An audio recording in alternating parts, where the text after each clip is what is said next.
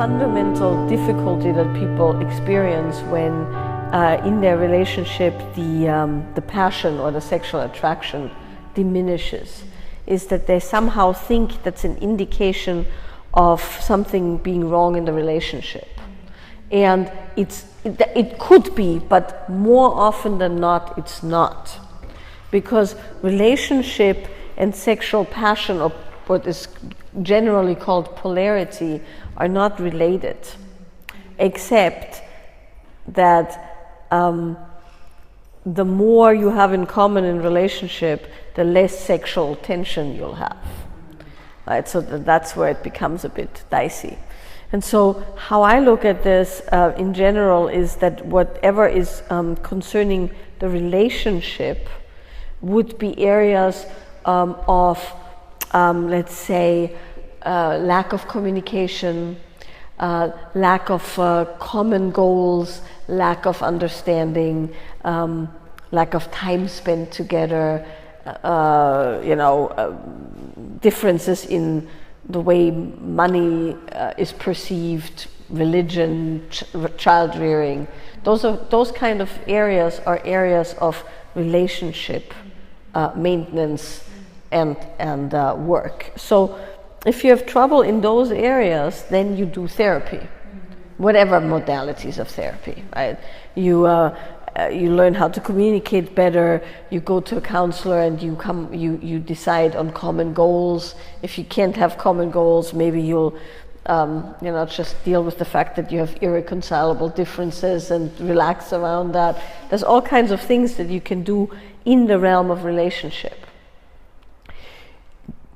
Passion going down or diminishing or being rare or sexual desire for each other doesn't fall to me. Other people make different distinctions. Having worked as a counselor and also having worked in the realm of sex and polarity for equally as long, almost equally as long, I'd say that to me, sexual attraction, erotic tension, sexual chemistry, polarity, however you want to call it, it falls into a completely different category.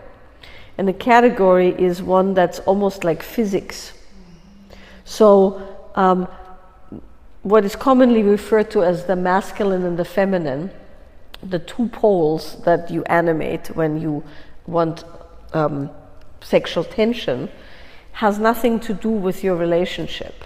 On the contrary, typically the more you have in common with your partner, the less pronounced the opposite poles are, because there's a lot of same making that has to happen, because, like, for instance, you're raising a child together, right? When you're father and mother to a child, polarity isn't really the primary goal, so to speak.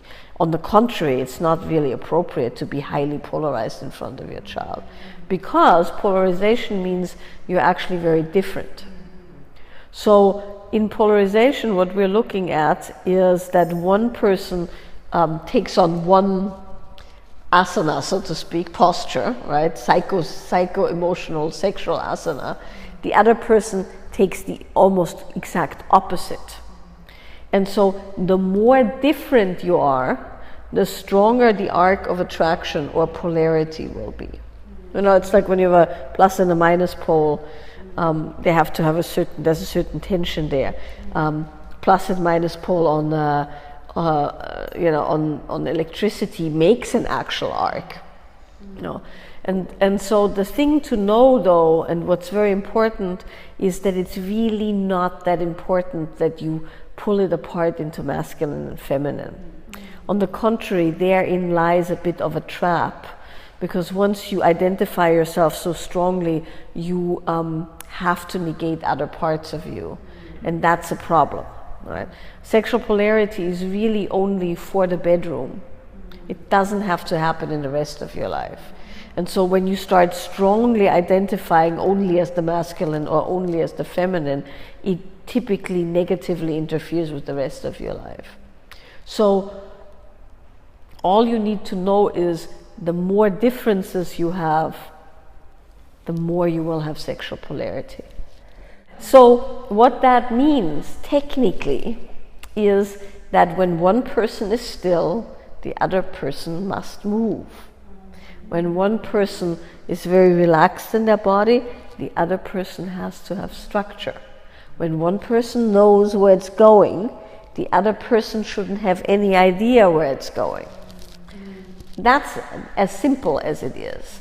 Now, you can say that whoever knows where they're going is the masculine, and whoever flows is the feminine. It's one way of looking at it. Or whoever has the structure is the masculine, whoever is relaxed is the feminine. But it's not quite as simple, because a rigid masculine is very off-putting, and a completely floppy, undisciplined feminine is also very off-putting. So it's the right amount of everything in an integrated human being, but for the sake of sex, you exaggerate it wildly.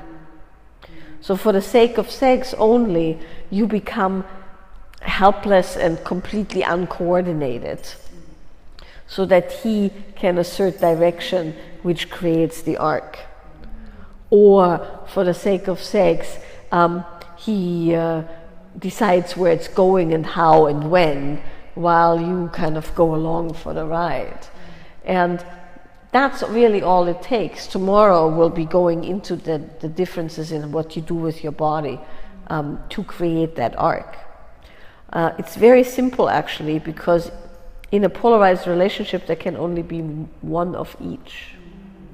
So the problem is, though, when both people where are you there, are holding space, and if you really would hold space the exact same way, there wouldn't be any polarity, which in a client situation isn't really appropriate, unless that's what's called for as an example, right? But typically, I would say, even when Steve and I teach, the general orientation is the holding of a container.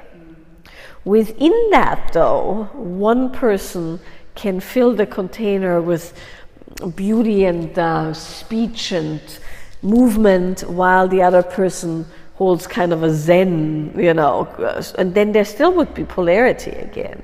So there's layers upon layers upon layers upon layers that you can play with, but classically speaking, when one person animates one end of the spectrum, the other person automatically falls into the other. So it's just knowing what you're playing with. And it's not much different than how you dress yourself or how you attend to a room, right? You pick the outfit, you pick the movement, you pick the disposition that serves that particular purpose. And in sex, that would be that one person takes the more passive role, surrendered role, while the other person takes a more active role. Well, there's several ways to go, one of which is the most popular view on this, is that you figure out what's your natural resting place or essence, and you animate that particular expression. So in every relationship there's one person who is more prone towards the surrender or being taken, sexually speaking. And this is super important, because it's really only sexually speaking. There's lots of women who call the shots in all aspects of the relationship, including money. My personal preference is the me going completely crazy. And when I'm saying completely crazy, not insane crazy, but crazy as in my body moving, my mind moving, my mouth moving, And that's my more natural disposition, so that would be my essence. And so often people start out by solidifying the embodiment of their essence, which is what today's days are. The guys over there probably have been meditating for God knows how many fucking hours. Steve has a very, very heavy Zen background. He literally started with 5. And so you can't be around that guy. There's no wild, there might be lots of movement, but it's not a feminine kind of a movement, right? While even though I have a very solid meditation background, meditation is not where my heart's happy or my body is alive for the most part. So you learn how to pull it apart, and then you bring it together artfully for the sake of creating that tussle, that strong polarity. So that's one way of going at it. Another way of going at it would be, this is why we're doing what we're doing here, would be to animate your flavor. So if you would animate snake flavor, was your flavor, right? There's a high chance you'll create a pretty strong polarity. Just by that. And, and then the thing takes its natural course. The way it would go is your snake has a lot of energy in the body, and that's life moving through the body. So he would probably start beholding you, meaning becoming the witness, which is the highly masculine aspect.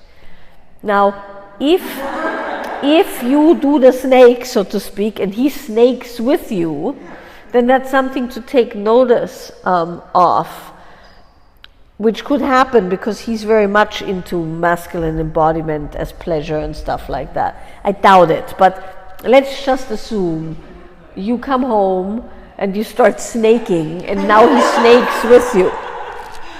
So, which might happen, right? Particularly if he's in a playful mood and he spent all day in his masculine, and now he wants to just play. Now, what typically happens in that moment is you go, okay, and you stop.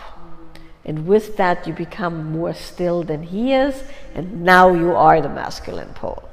So how you do it is you have to just outsnake him. Or you can begin to animate moving what you're feeling, which is what we did in the morning for over an hour, right? So you start moving your body with whatever your body is feeling. You have to be fluid, because if you're pissed and you start moving as pissed, and then the pissed actually transforms and you stay with pissed because you want to be pissed a little bit longer, it's over, right? But if you go, and then that loosens, and then you kind of get a little bit of fun going, and then, so moving what you're feeling is one way to polarize. Moving with a flavor is another way to polarize. There's a third way, which we can get to later, which is a little bit more intricate. But moving what you're feeling and flavors of all kinds, we just picked one, are your surefire ways to polarize. But the really, really important piece is that when he doesn't stop his motion and you stop the motion, then you are wrongly polarized, so to speak. Right? Because you give up. It's not that you go in your head, well, I guess he needs a little bit of beholding himself, and I'll give that to him till he's done, and then we'll flip. You go, oh, fuck it, okay. All right, I'm watching you. It's kind of off-putting. Why are you wiggling around? Really? Do you always have to be the shiny one in the relationship? So that's the trap. That's now the relational pattern, where you make it mean something. It's just physics. And that's really, really important, that it doesn't mean anything. It's just a matter of how bodies are built and what bodies want and are used to. You can, very easily, you should try this. Let's say you're sitting on the sofa together and he's all relaxed and hanging there. If you watch yourself, you'll notice that you'll get really good structure. Right? And so then what you'll do is you have to be floppier than he is.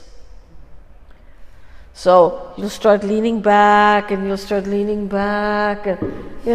then you'll start kind of rubbing your knee and feeling your body, and you slump back all the way. There will be a moment, if you keep it up, where he'll sit up without you doing anything other than losing the structure, because somebody has to hold the structure. The reason I'm so hesitant these days is it's become a prison, right? People have imprisoned themselves in some other gender stereotypes or archetypes, right? Used to be, you know, you were a 50s housewife, it looked a certain way. Then you had to be liberated, it looked a certain way. Now you have to be the sacred feminine, it looks a certain way. And it's like, oh, for fuck's sake, right? I mean, can't we be everything, right? It's just a sprinkling of something for the sake of whatever your art is, you know, sexual engagement or creating beauty or creating ease or delight or, you know, respite sometimes. So whoever has the structure is the one in charge. If you don't want to be in charge, lose the structure. For the time being, right? Not forever, just sexually speaking.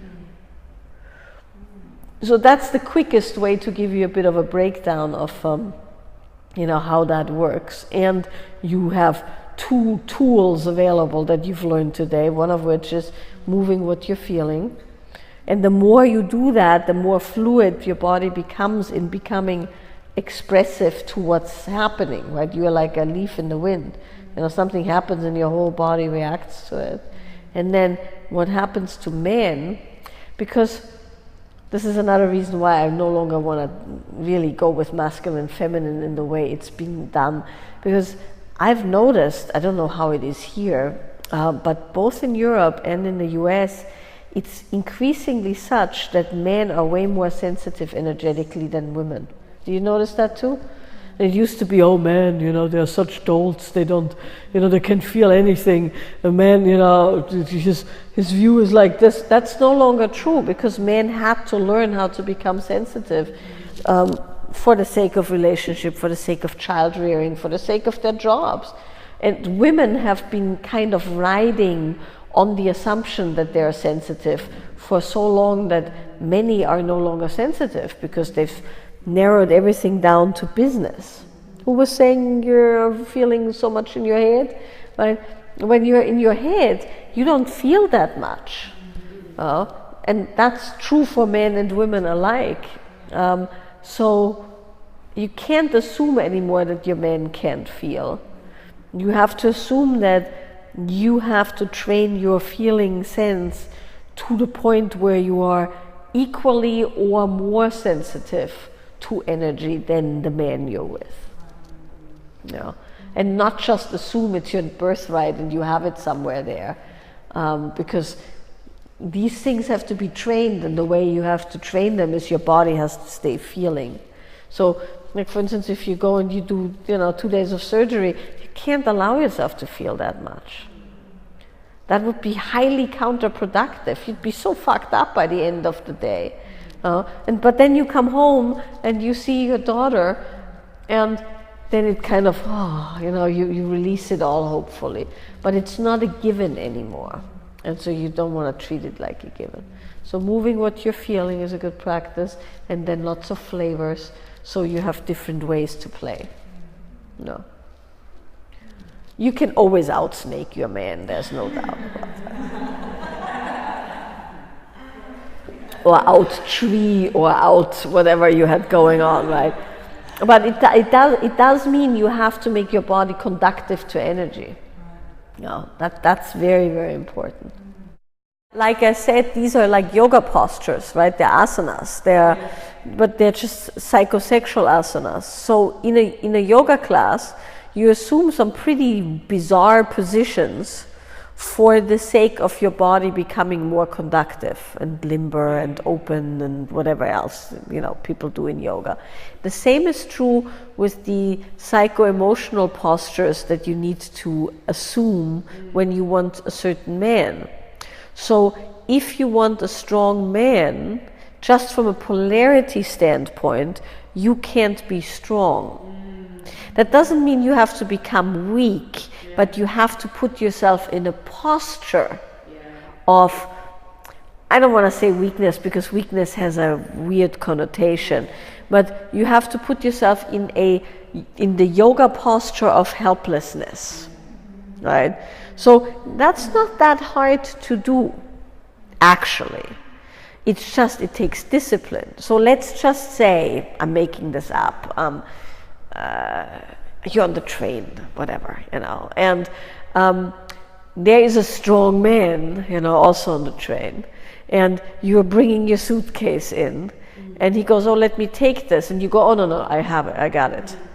Well, that's the end of that affair, right? Now, you and I both know that you're more than capable of, carrying your suitcase or bringing it up there, but for the sake of the sexual yoga, you'll go, oh, thank you. And he'll go, let me take the suitcase. And those are sexual yoga postures that create an arc. And then if you allow yourself to go, oh, this is a man who can actually take care of business. It's a silly example, right?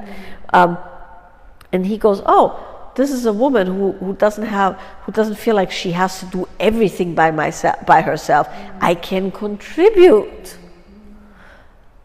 And that's how it starts, right?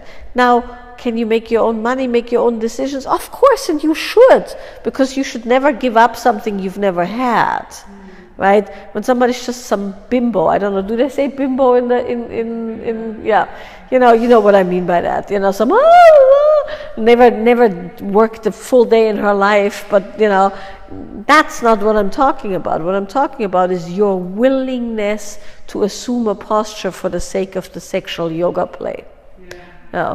And it's not always easy, because men who are very strong like to tell you what to do, and when you are a strong woman, you know what to do. So when you meet a guy who just annoys the fuck out of you because he's telling you what to do, that's your man. And in that moment, you assess, oh, is he available? Is he in my demographic? Whatever, you assess all of those things. But when you get that feeling that, don't fucking tell me what to do and leave me. Why are you so fucking bossy? Somewhere in the back of your head, you have to go, that's my man, right? And then you run whatever your particular criteria is. And if he's within that criteria, then you'll assume the posture. Right? That's why I'm saying sexual yoga is a posture game. It's not like you don't walk around in pigeon pose when you're out in public, right? You do pigeon in the yoga class, it opens your hips in a certain way, it does a certain thing for your disposition, then you leave the yoga class and you walk out. If you then would be required to do that specific thing with your hips, you could do pigeon again. And it's the same is true. If you are always in pigeon, you are going to attract the man who's never in pigeon, so to speak, right? But if you have options and choices, and you can go, I live my life, I'm strong, I can take care of myself. But when it comes to the sexual/dating engagement, I'm going to assume a different set of postures that are more true to my natural desire, which is I want a strong man. Not every woman who is strong wants a strong man. Right? Some women go, well, fuck that, I'll take the weak little boy, like some surfer boy, shiny and 15 years younger than you or so, who will delight you and who will bring the energy and the fun in the relationship. There's women like that, lots of them. But if you're not that kind of a woman, then you'll have to say, for the sake of that slice of my life, I'm going to do the helpless girl asana. Or the can't find my way asana, or whatever there is that you can animate for the sake of the play. Well, you're not going against your sexual makeup. Your sexual makeup is you want to surrender to somebody who has stronger penetration and guidance than yourself. Your social makeup is, I can do it by myself, I can move into another country and be okay. But that's not your sexual makeup, so to speak. So you adjust your posture to, the occasion. And that's how you have actual cause, as much as one human being can have cause over the, over the the way the sexual yoga happens. If you are just doing what you're always doing, you will have weak men who are super happy that you're taking charge of things. Yeah. And like I said, if that would be your sexual makeup, more power to you. But if it's not, it's time to learn a different set of poses. And that's the important thing to understand, is that good men are not going to give you a lot of leeway when you constantly, tell them to fuck off. He might go, really? You meant that? And you go, yeah, fuck off. Okay. Well, here I'm wanted. No. And then you wonder why some really bizarre women who you really don't respect have good men who adore them and pay for shit and take care of business and drive them somewhere. And you're like, why? Well, because they don't have a problem with that. It's hard learning. It's very hard learning. But necessary learning. So.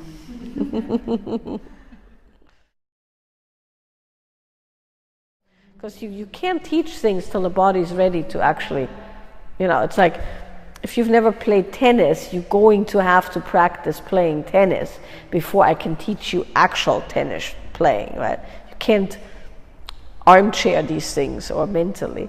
So if just once a day for one song you would move your body with what you're feeling, it would make a huge difference.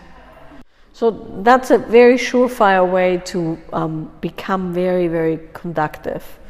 The other thing that you want to always remember is you are never not a woman. Right? That's the other reason why this whole masculine, feminine stuff can get so funky. You're never not a woman. And there is women who are completely oriented. I have a woman in my California women's group who was born a man, and she transitioned and eventually had the surgery and everything. So she's genetically a man, just chromosome-wise. Genitally, she was, transformed into a woman.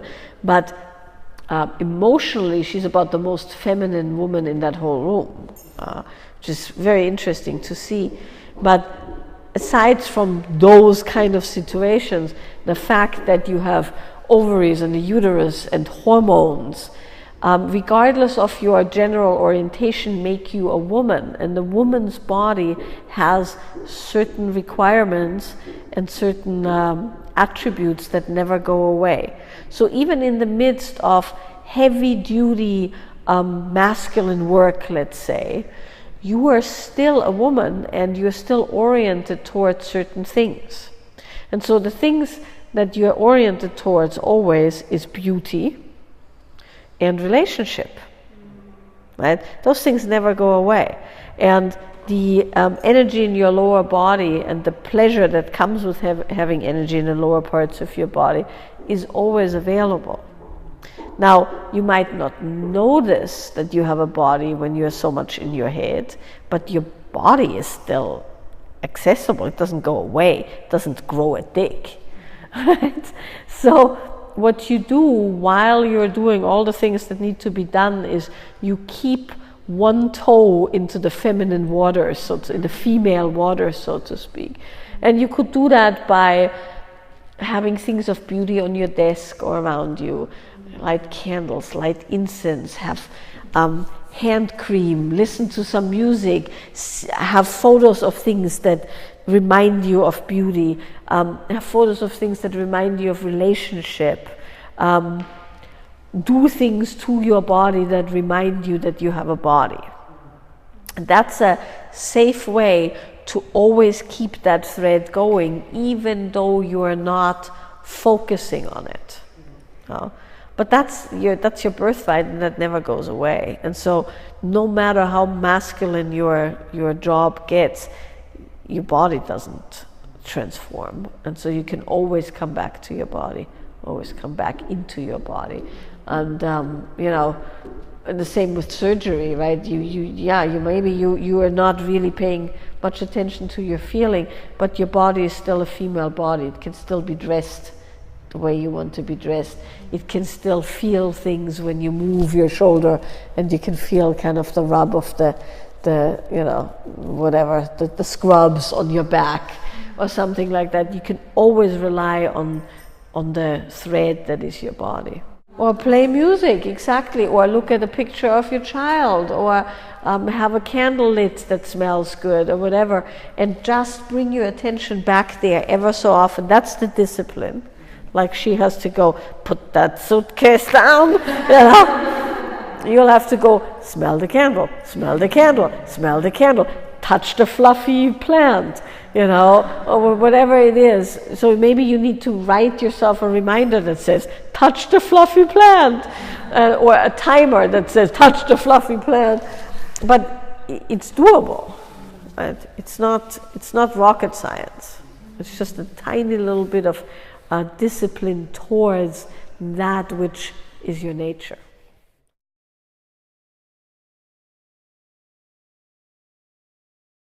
Anytime you have a man telling women what to do, or a woman telling men what to do, you're in trouble, right?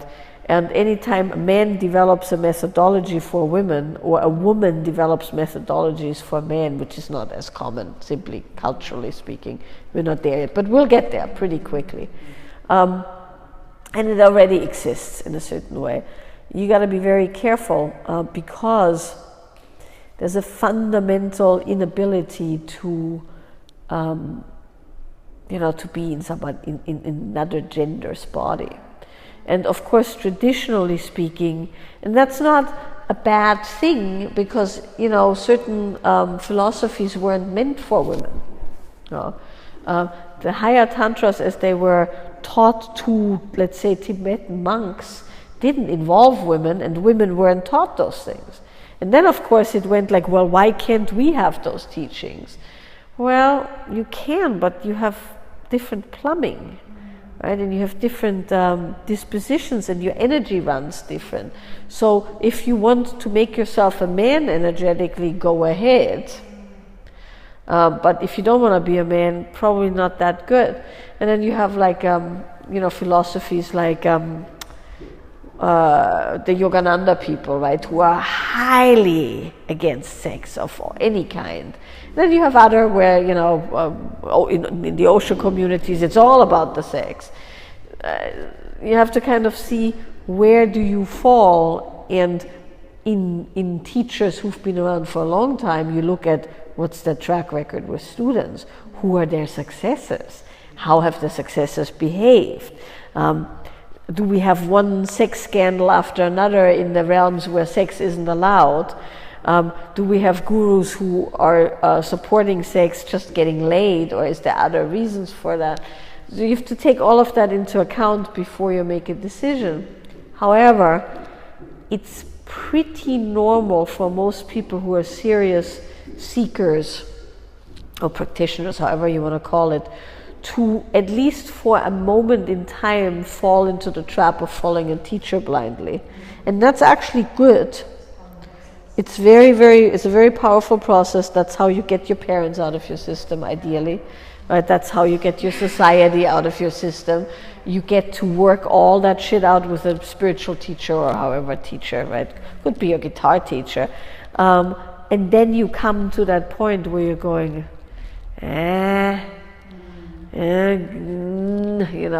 need to feel what's beyond that and make my own decisions. So to me that's the bigger thing. That said, my personal I have a very interesting relationship to that whole realm, simply because I've always really loved bleeding. Still do, I'm 49, so at some point that will end, but not yet. And so to me, the act of really acknowledging blood, and then really acknowledging the fertile time, and I could, from a very early age on, also because my teacher was very adamant there, determine when I would ovulate and what that looks like. And I think it's a very, very important thing to be very, very connected to your body, so that you just on the mucus know where you are in your cycle. In smell, you know where in your cycle. Any man who is a really good lover, by the way, can tell where a woman is on their cycle if they're experienced. So every woman should be able to know how they're on their cycle. And so I think making peace with your bodily functions in general, right, all of them, is very, very important. Tantrically speaking, of course, in the classic tantras, the making peace with all bodily fluids is part of the, the 5 M's, so to speak, where 5 M's meaning there's certain taboos you break, for the sake of not being caught in societal or religious traps. And of course, if your guru puts a trap on you, yeah, well, you have to go, well, maybe that's what I have to break, which could be the case why it's put there, but mostly it's for control. And, particularly in the tantric traditions, anybody who controls your ejaculation or your menstruation has the power, because you are now no better than any old Catholic. Oh, I can't come, don't come, whatever you do, don't come. For fuck's sake, right? That's just somebody else telling you what to do with your body. Not to say that being able to have, retention of energy, seminal and otherwise, isn't good. But when somebody tells you that if you do it, either the woman you're fucking, or as a man, or your guru tells you can't come, you are giving your control over your most biological functions to somebody outside of yourself. And with that, you've relinquished everything. Right? Same is true with menstruation. If you stop menstruation, you're stopping fertility, so you're no longer biologically valuable. And that's a dicey thing to do. Right? Now, should a man, or could a man, I should say, learn how to have full body orgasms and no longer ejaculate? Absolutely. But one of the things that's not so well known, which is very, very big in the traditions that, or in the primary tradition I was raised with, and also in Steve's tradition, is that there is no technique inflicted at all. It's done by creating such deep relaxation on the pelvic floor, both in men and in women, that the energy naturally begins to take on the proper path. You don't squeeze, you don't pump up, you don't hold, you don't stick fingers in, you don't do any of those things. You focus on the deepest bodily relaxation with completely open, the 3 channels completely open, the pelvic floor so relaxed that at any given moment the energy can just drop out the bottom, so to speak.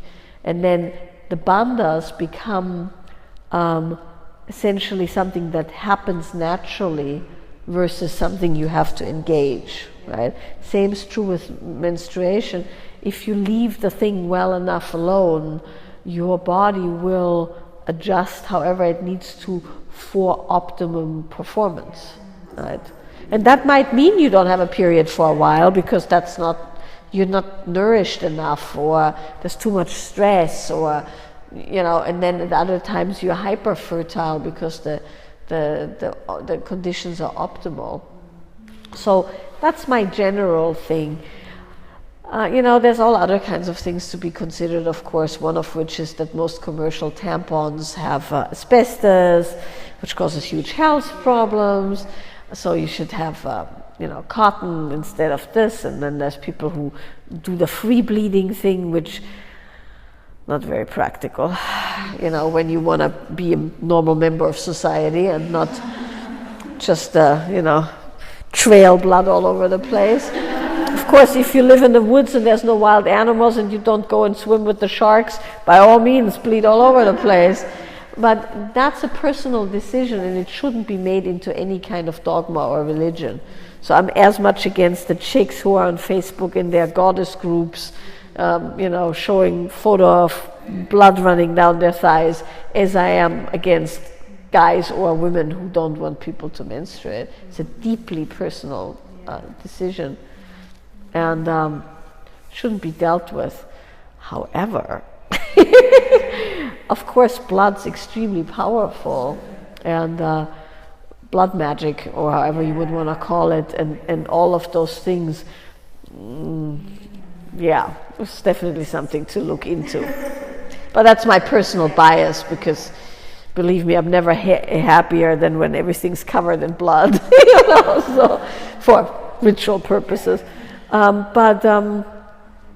You know, that's my personal thing, and I wouldn't inflict that on other people either. So, yeah. So that's my take on that thing. And coming to the very end of my fertile years, you know, I'm not sure how much I'm gonna like not bleeding anymore, and how much, and I'm realizing how much of a privilege in a certain way it is.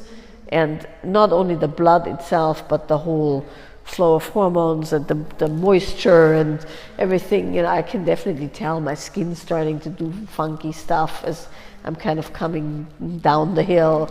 And I have friends who've gone into full-on menopause, where, you know, you get dry and brittle and all kinds of shit. So it's a privilege, and it's what makes us alive and juicy, and so it shouldn't be, you know, made something horrible, because when you no longer have it, not so good.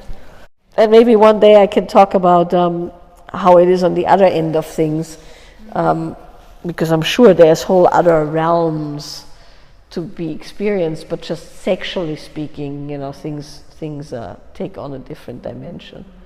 So enjoy it while you have it. Yeah. I would think that as long as it's not made into something that it's not, it is what it is, right? What I have a huge issue with is when people spiritualize things that are not that spiritual.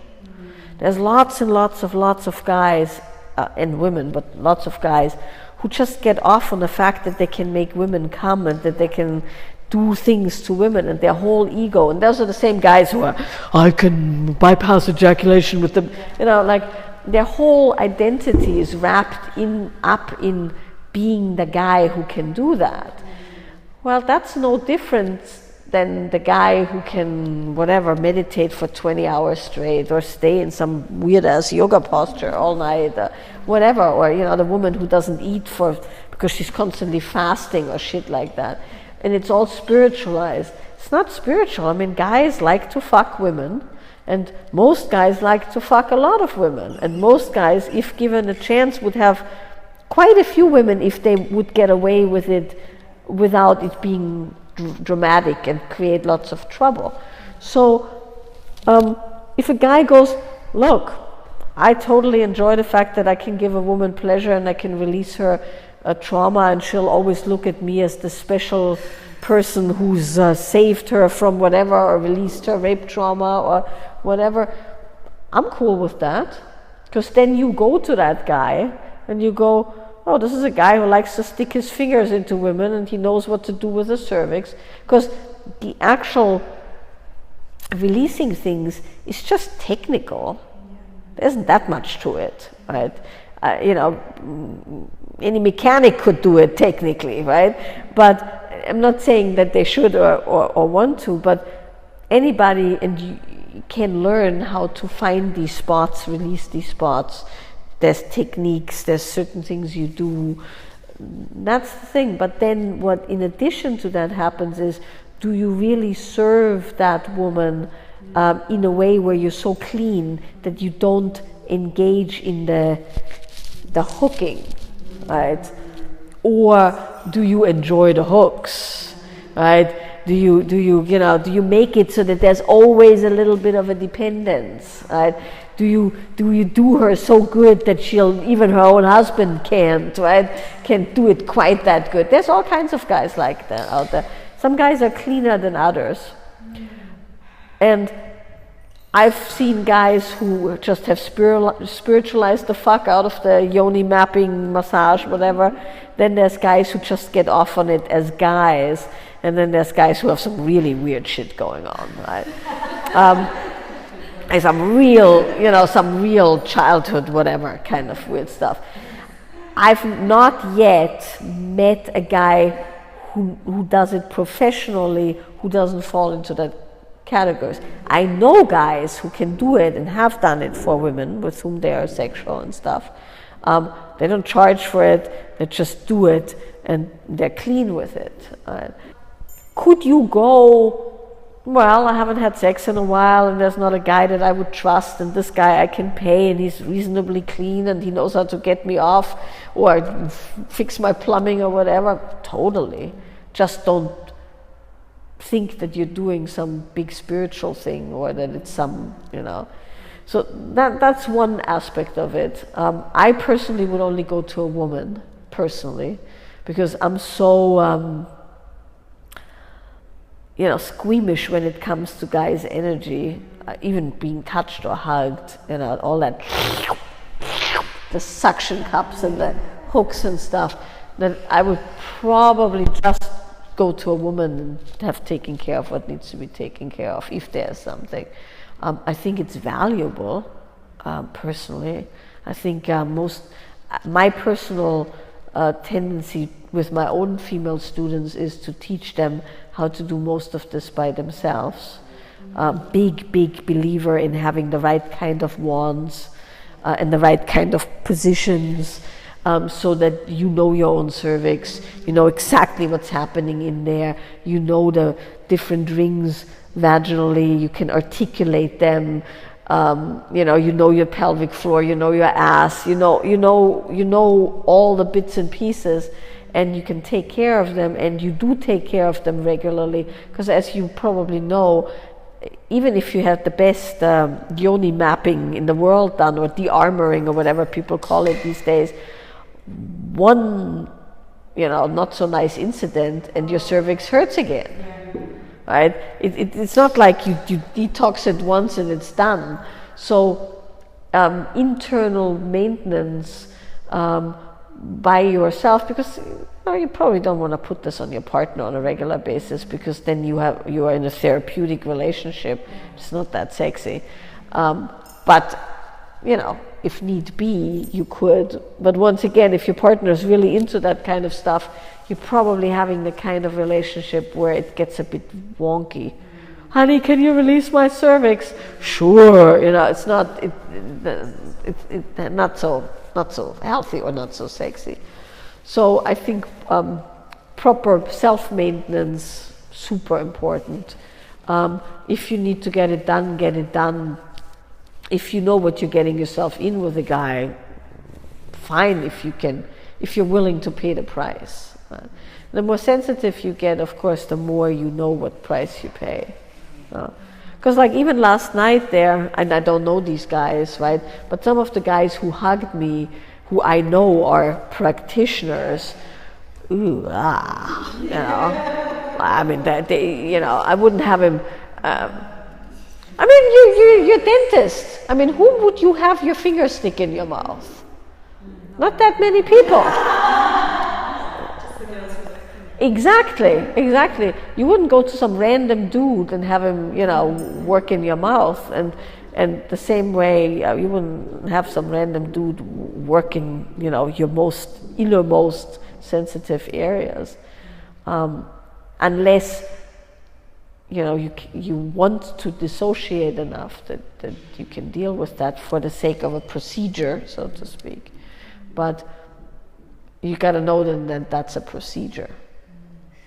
Or you want to get off, which is a totally reasonable thing to. I have no problem with that. I have no women who, use the services of dudes like that, because it's way better than picking up a guy. But they know what they're doing. So that's my long rant on the yoni massage. And equally, there's women who do lingam massages. There's men who do lingam massages. Hey, it's all fun and games on a cock, as far as I'm concerned, because there's no insertion. But you want to see how many guys want to have their prostate massaged? Not many. Exactly. And because then they start getting a little bit like, oh, you know, and so when a woman, for instance, would do prostate massages as a service, a man would have to look at it the same way. Is she somehow going on a power trip? Is that something where she gets to penetrate a guy who would usually not be penetrated? There's all kinds of stuff to consider. Yeah, honesty, right? Honesty with what's happening will save you a lot of spiritual injury and bypassing.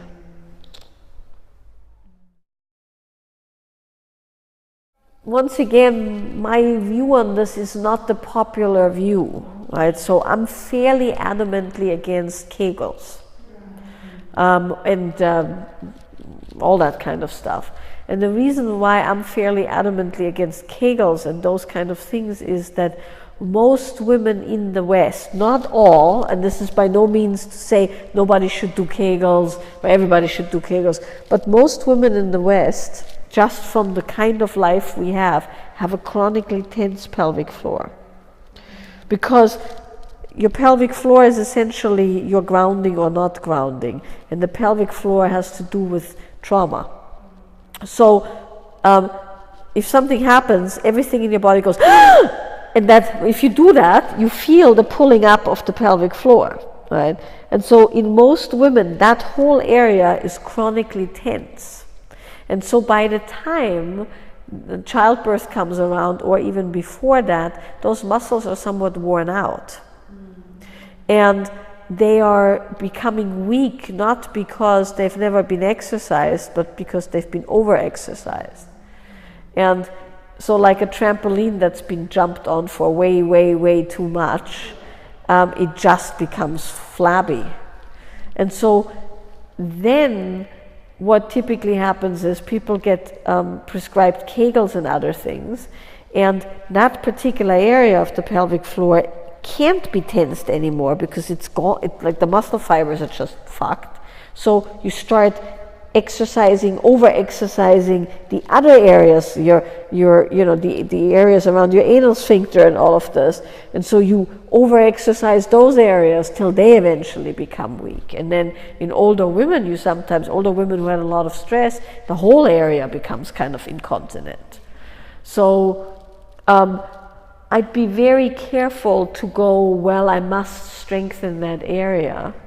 I'd be more looking at how can you create, if you have a weak pelvic floor, let's say, in most young women now, they say now that most women in their mid-20s already, when they laugh or sneeze, lose a little bit of urine. Now they have panties for that. I don't know if you know that. In America now they have these new really fantastic like lingerie that has like layers in it so that you can pee yourself when you laugh, because it's so common in young women. And so the pat answer of just let's do Kegels isn't, I personally think, applicable. And so how I would go at it is, once again, I would become familiar with that whole area, and I would learn where is their weakness and where's their strength. And like, for instance, if you have a weak bladder, like you have to pee a lot, or sometimes you have to pee a lot, often that has to do with the ligaments that hold the bladder and the uterus in place, and that can be adjusted chiropractically, for instance. So you create energetic grounding, and you allow the areas of your pelvic floor that are not weak to pick up the slack for the ones that are weak. And that can happen over time. Some things can be, some people have just genetic things, or in childbirth or whatever. I'm not saying every pelvic floor will fix itself, but by no means. But it's preferable to learn what's happening in your pelvic floor and work with it, other than just over-strengthen other areas. Exactly. And that's the other thing, right? That's not that commonly known. That hormonally speaking, shit can go from, from one way to another within a month. And if you go to the doctor at that particular day, they'll tell you one thing, and 4 days later it looks completely different. Your blood tests will look completely different. So knowing your body and knowing what does what, super important. When it comes to hormones and women's issues of all kinds, you definitely want to speak to women who are practitioners that are in their bodies and have tried these things themselves. Midwives, nurse practitioners, naturopathic doctors, people who have experience with female endocrine systems. That would be always my first go-to.